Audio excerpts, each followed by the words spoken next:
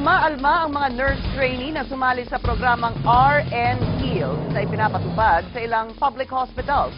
Ang kanila umanong naglahong benepisyo ay isyung kulang sa pansin. Halos isang taon na nagsisilbi si Rafi bilang nurse sa programang RN Heals ng gobyerno. Ayon kay Rafi, kahit na trabahong nurse ang kanilang ginagawa, higit na mababa ang kanilang sweldo kumpara sa mga regular na nurse ng isang ospital.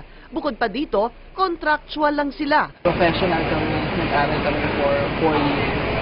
Tapos makakatanggap kami ng ganung trato. Ganito rin ang sitwasyon ni Ricky at Patrick na kasama din sa programang RN Heals. Reklamo nila, hindi na raw ibibigay ang kanilang Certificate of Employment, pati rin ang kanilang 2,000 pesos na meal allowance kahit na malinaw na nakasaad dito sa kontrata. Naglabas kasi ng memorandum ang Department of Health sa kasagsagan ng kanilang training na wala na ang ganitong mga benepisyo.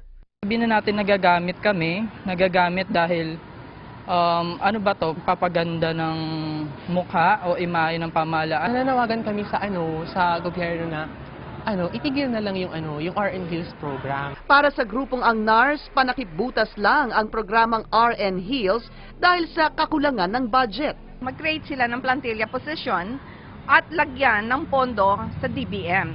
Depensa naman ng DOH.